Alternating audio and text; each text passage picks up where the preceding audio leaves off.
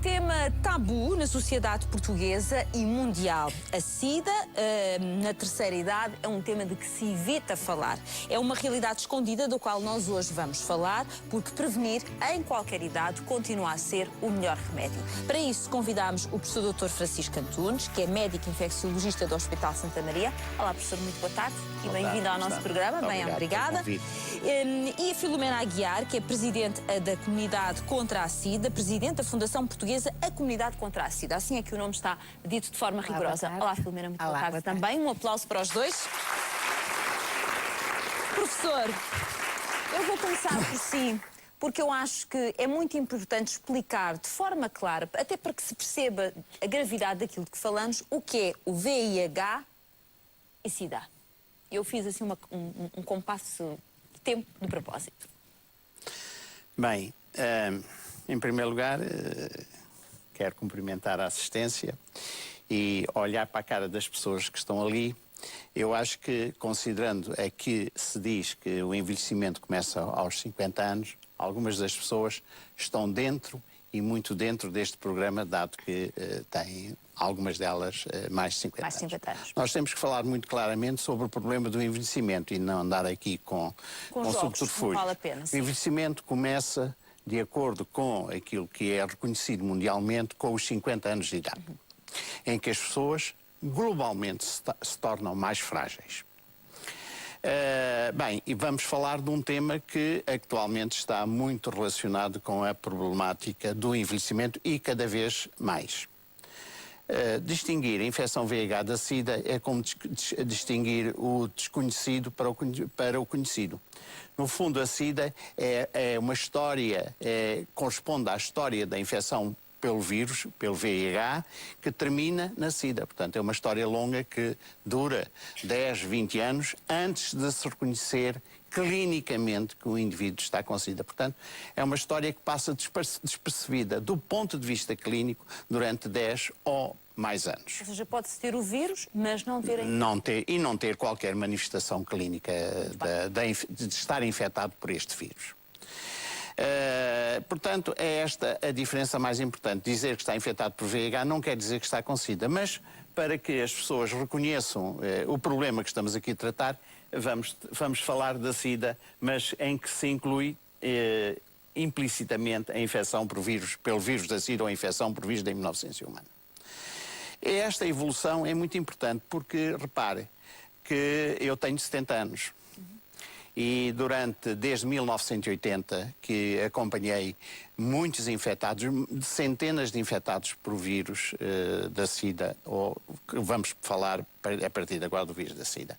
Centenas de infectados. E naquela altura, e estamos a falar nos anos 80 do século passado, portanto há quase 30 anos dos anos 80 do século passado, a problemática estava relacionada com uma doença nova. Era, na realidade, uma doença nova, que afetava principalmente jovens, na casa dos 20 a 30 anos, regra geral, com comportamento homossexual, homens com comportamento homossexual, toxicodependentes e hemofílicos. Era uma doença de jovens e destas pessoas com comportamentos de risco. A infecção acabou por evoluir e também as respostas clínicas também, foi envelhecendo. Era uma doença que eu considero como um verdadeiro holocausto. As pessoas não viviam, quando diagnosticadas já no estádio terminal da evolução desta infecção, não duravam mais do que 1, 2 anos. Portanto, foi um verdadeiro holocausto que eu vivi com estas pessoas. Cerca de 10 anos depois, em 1996, surgiu a terapêutica de combinação. A terapêutica que nós utilizamos atualmente para tratar estes indivíduos. Esta terapêutica de combinação permitiu uma maior longevidade das pessoas. E, por exemplo, quero dizer que no Reino Unido, desde o início, desde 1996 até o ano 2008, a longevidade destas pessoas aumentou 16 anos. E agora, neste momento, posso lhe dizer que uma pessoa em que o diagnóstico tenha sido precoce, uma pessoa em que o tratamento seja eficaz. Portanto, estamos a falar de uma nova situação, que é o alertar para a necessidade do diagnóstico precoce, que permita, e a terapêutica também precoce, que permitam uma longevidade idêntica às pessoas que não estão infectadas pelo vírus da SIDA. E quer dizer que também é curioso que algumas destas pessoas têm uma longevidade, uma perspectiva de vida superior à da população em geral. E pergunta porquê? Porque as pessoas têm um seguimento que a população em geral não tem. Sobretudo as pessoas que as outras não têm, exatamente. Portanto, isto também é um fator muito importante para as pessoas que, enfim, que estão infectadas por este vírus. Outras pessoas não têm esta longevidade, não têm esta perspectiva de vida. Têm uma perspectiva de vida semelhante àquelas pessoas que morreram no tempo do Holocausto, que foi dos anos 80, anos 90. Essas pessoas não têm esta perspectiva de vida pela simples razão que não aderem ao tratamento, e às vezes estão impossibilitados ou incapacitados de fazer o tratamento regularmente. Portanto, não é apenas dizer que está diagnosticado, é preciso tratar... Uma intervenção adequada, exatamente, e um seguimento adequado. São as duas mensagens que eu deixo para esta situação. É evidente que nestes anos todos, eu que acompanhei estes doentes desde os anos 80, eu envelheci, como se vê, mas eles também envelheceram. E não quiseram aceitar este envelhecimento, não querem aceitar este envelhecimento. Mas eu, como lhes costumava dizer, a terapêutica, chamada terapêutica antirretrovírica, que é a terapêutica que nós utilizamos, não previne, não tem efeitos sobre o envelhecimento. E, portanto, vocês vão envelhecer como eu. E, felizmente, estão a envelhecer. Eu quero dizer que passaram-se já 30 anos. Tenho doentes que diagnosticaram aos 30, diagnosticaram aos 20, aos 20 e tal anos. Neste momento têm 60, alguns têm 70. E mesmo alguns outros doentes que eu acompanhei têm mais de 80 anos de idade. Aliás, a Filomena dizia-me lá fora que um dos pacientes que acompanha tem 81 não é? Anos. 81 anos. Aliás, agora queria-lhe pedir, Filomena, que nos fizesse, na sua ótica, e obviamente aqui como mulher que acompanha a comunidade contra a SIDA, um retrato do que é o VIH na terceira idade, porque este é um assunto que continua a causar muito incómodo. Acho que é até tema proibido para a maior parte das pessoas. E fala-se pouco, infelizmente. Nós, na Fundação Portuguesa da Comunidade contra a SIDA, temos tido duas faixas etárias muito complicadas, cada vez mais novos e cada vez mais idosos, mais velhos. E esta população dos séniores, eu não gosto de chamar velhos, gosto de chamar séniores, tem sido muito complicada para nós e tem recorrido muito à Fundação, porque realmente eles já são diagnosticados numa fase já muito avançada da doença e a maior parte deles não sabe que estão infectados. E daí vem também o alerta da própria Fundação, junto com a comunidade, de todas as pessoas fazerem o teste do VIH. Portanto, eu acho que todas as pessoas na sua vida, uma única vez na vida, devem fazer o teste. Porque temos casos de que as pessoas chegam ao hospital já com uma infecção muito alastrada e acabam por saber que estão infectadas. E daí vem, nós nesta fase agora da Fundação, temos aberto uma consulta especial só para estas pessoas, acompanhamento psicossocial, especializado só para os séniores.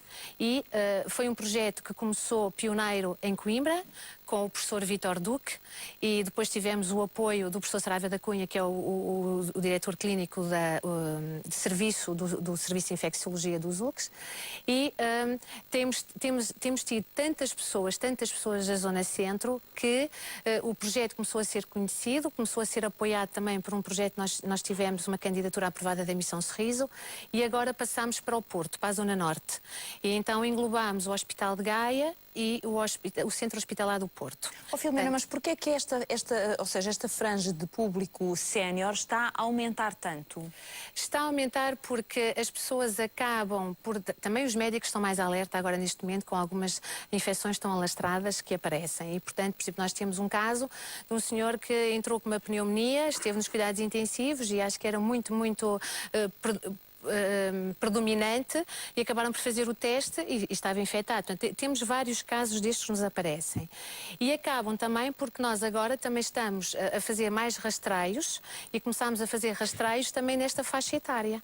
E acabam por nós detectarmos que há pessoas que estão infectadas imediatamente e não sabem. E são encaminhadas para os serviços imediatamente. Acabam por, quando vamos para fazer os testes, as pessoas dizem, não, eu já não tenho idade para isso. E quando são confrontadas com um teste positivo, é muito complicado. Já vamos falar do A Idade para Isso e muito mais daqui a um minuto. Ora, estamos de regresso para esta conversa sobre o VIH na população idosa e eu queria, desde já, alertar aqui os nossos espectadores. Já vamos ouvir o testemunho de uma mulher que acaba por relatar aquilo que viveu, ou seja, o facto de ter descoberto já, no momento em que o marido estava muito doente, que ela própria estava infectada e descobriu até de uma forma bastante dura. Mas eu queria perguntei à Filomena, também gostava de ouvir a perspectiva do professor. Porquê é que nesta faixa etária estão a surgir tantos casos? É por falta de informação? É porque há comportamentos de risco? Mas não se para sequer para pensar que há comportamentos de risco nesta idade? O que é que se passa, professor? É assim, em primeiro lugar, porque estas pessoas infectaram-se na casa dos 40 anos e só agora é que foi feito o diagnóstico tardio. Por outro lado, se tratarmos de pessoas que se infectam na casa dos 50 ou 60 anos, tudo isso é possível. Tendo em consideração o seguinte: no ano 2013 foram diagnosticados cerca de 1.100 novos casos de infecção por vírus da SIDA, dos quais 60% eram heterossexuais. Portanto, houve uma evolução. Agora são afetados mais os heterossexuais. E depois, outro fator que é importante e que nós temos que falar aqui, que é a sexualidade.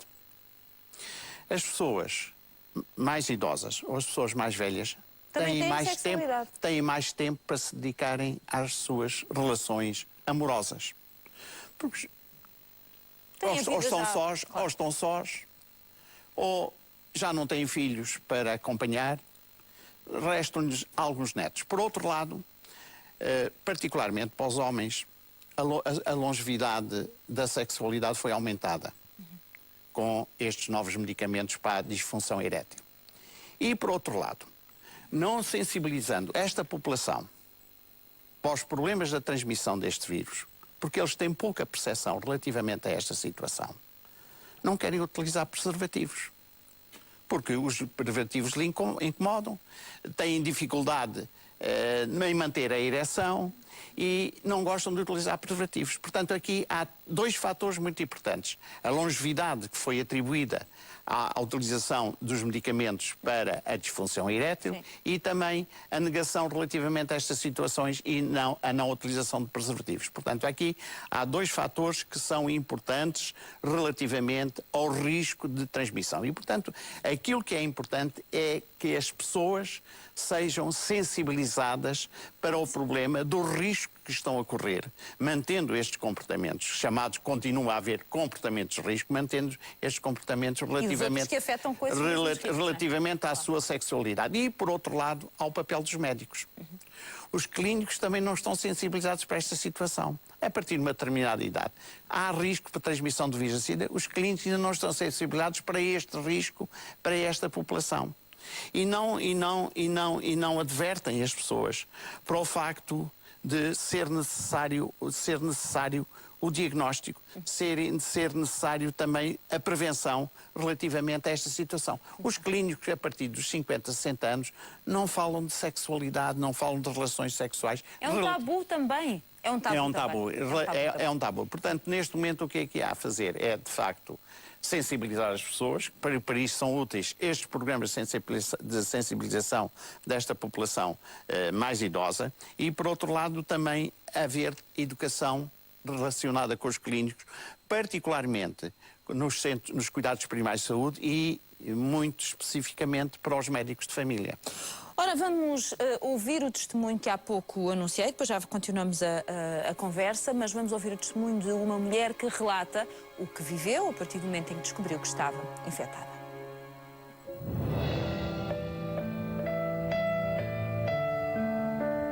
Maria esteve casada há mais de 4 décadas. Tem 75 anos e há 6 descobriu que foi infectada pelo marido com VIH.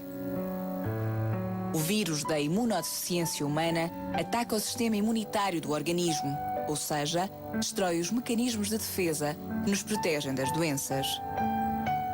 Eu descobri que o meu marido estava infectado, já ele estava numa fase terminal, porque ele nunca me disse. Imediatamente pedi para fazer análises. Fui fazer análises e também estava infectada. Imagina, eu tenho 75 anos, aos 69 anos, ou 68, eu vinha saber que estava infectada com o VIH. Foi um choque terrível. Não me confrontei, porque ele estava numa fase terminal, não me confrontei e ele acabou por falecer. Eu fiquei muito revoltada.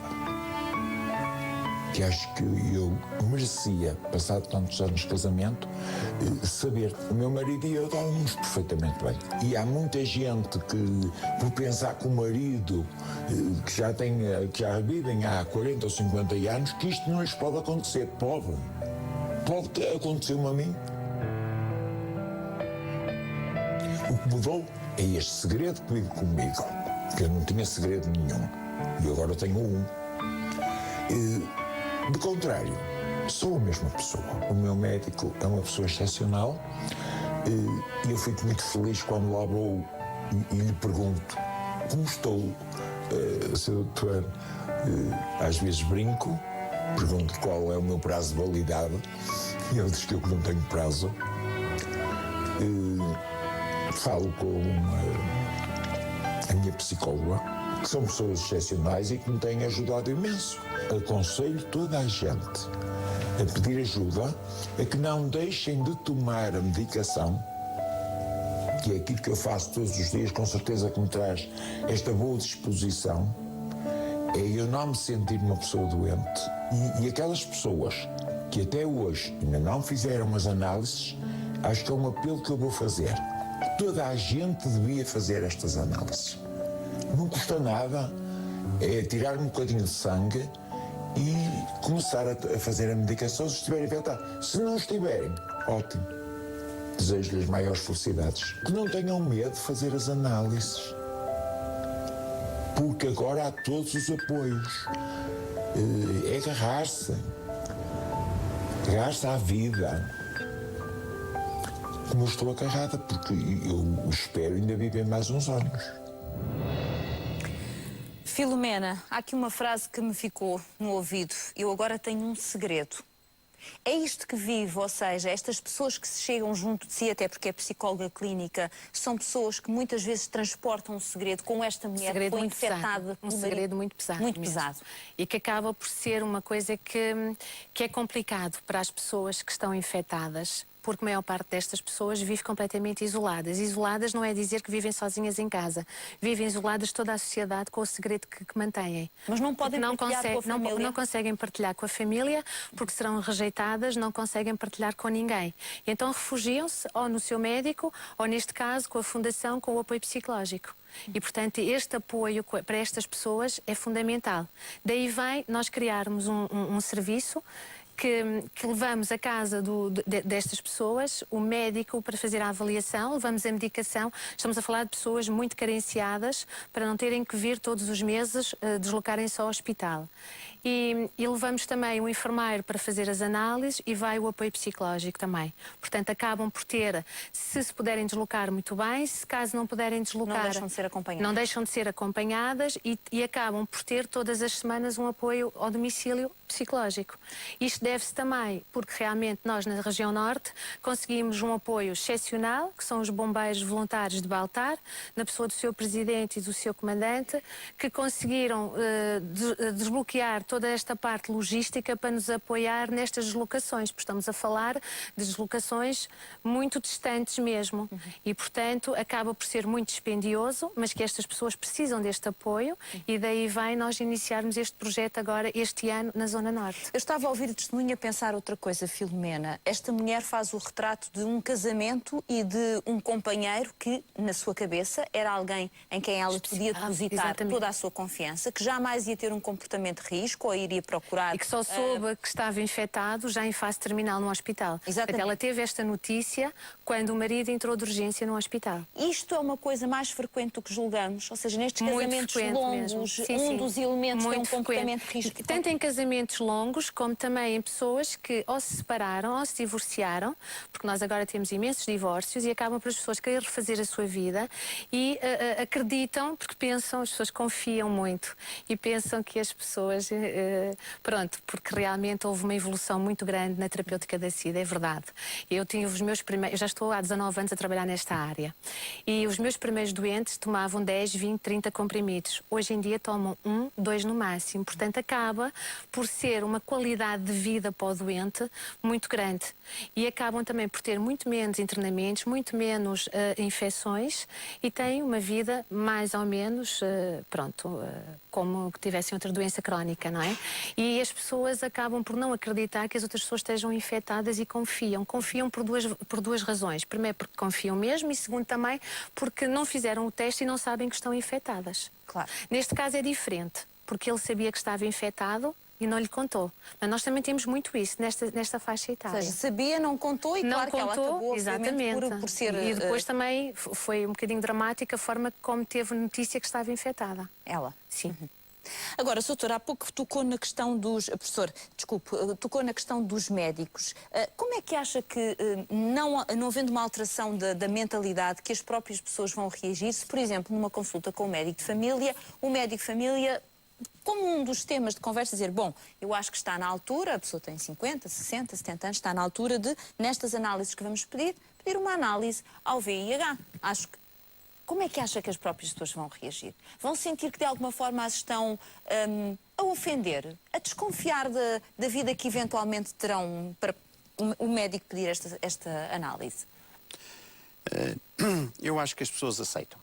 Acha que aceita? Se o esta. profissional explicar, Porque aceitam. cada vez mais as pessoas sentem que é um método de segurança evitando situações que já foram aqui referidas. Portanto, as pessoas aceitam porque, apesar de, na sua expressão exterior, darem a sensação de que aquilo é uma surpresa, pode não ser uma surpresa.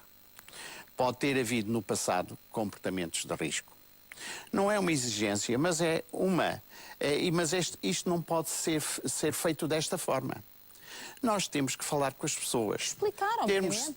Temos que saber se de facto qual foi a vida destas pessoas. E por isso é que os médicos de família devem estar mais vocacionados ou devem estar mais sensibilizados para esta situação, porque são eles que estão em maior proximidade com a população.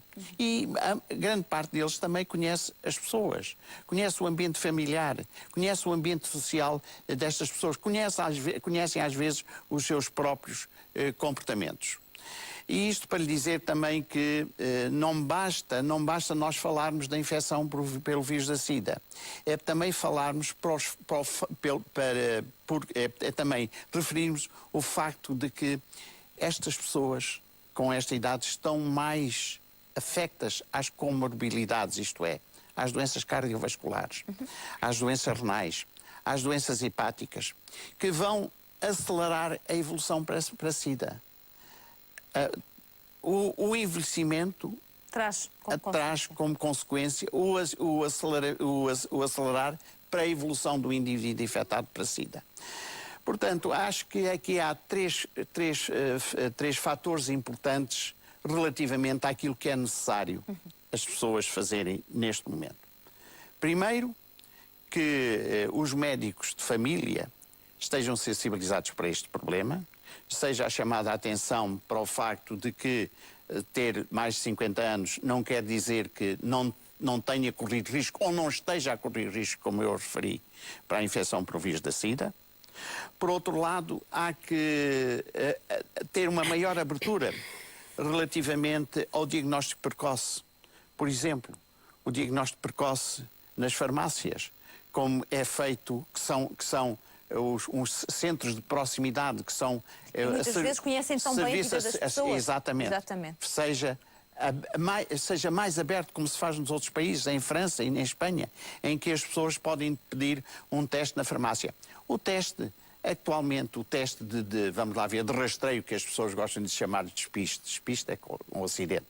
Mas os testes de rastreio agora não é necessário a picada. Basta a saliva. A própria saliva permite o diagnóstico. Portanto, aquelas pessoas que têm risco de serem picadas ou de irem a uma farmácia a serem picadas, agora já não é necessário essa picada. Por outro lado, há estas organizações não governamentais, como é o exemplo daquilo que nós estamos neste momento aqui na companhia de uma pessoa muito responsável por essas organizações governamentais, porque essas organizações não governamentais têm desempenhado um papel enorme relativamente à prevenção, ao diagnóstico e mesmo nestes casos ao apoio social. Exatamente. Portanto, é necessário que as organizações governamentais, o próprio governo, se dê mais apoio a estas organizações, por forma a permitir a prevenção, porque as pessoas que estão envolvidas estão também no terreno, às vezes até próprios estão na rua, permitindo a prevenção, permitindo o tal diagnóstico precoce, sem estar a envolver um hospital ou uma unidade de saúde, porque fazem de uma forma muito mais privada e resguardada. Exatamente. Exatamente. Mais no terreno. É praticamente. Claro. E estas próprias organizações têm desempenhado um papel notável também no apoio social. Portanto, aquilo que eu penso e aquilo que eu afirmo neste momento é que é necessário dar mais apoio a estas organizações. Filomena, aliás, vocês devem sentir muito isto que o professor estava a dizer, porque tendo em conta todos os apoios que dão, e estes doentes, aliás, ouvimos neste testemunho, muitas vezes caem numa situação de isolamento porque eles próprios se auto-isolam, ou seja, sentem que aquele segredo é quase maior do que eles próprios. Se calhar, sem a vossa intervenção, seria muito mais complicado resgatar estas pessoas para a vida. E estamos também a falar de algumas pessoas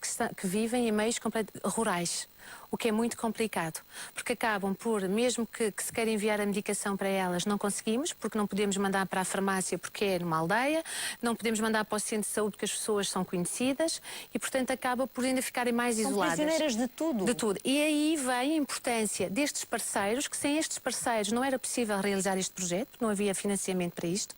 E, além disso, também temos a nossa linha de atendimento, uma linha verde, que é o 821 31 40, que grande parte de alguns utentes, tirando também os próprios médicos que, em alguns casos, são com mais carências económicas, que nos encaminham para nós, e eles próprios recorrem à nossa linha de atendimento para apoio. Portanto, é fundamental ter esta linha a funcionar, eu não digo 24 horas, mas quase 24 horas. Muitas vezes nós reencaminhamos a linha para os nossos telemóveis para poder dar o apoio, porque há duas horas críticas com estas pessoas.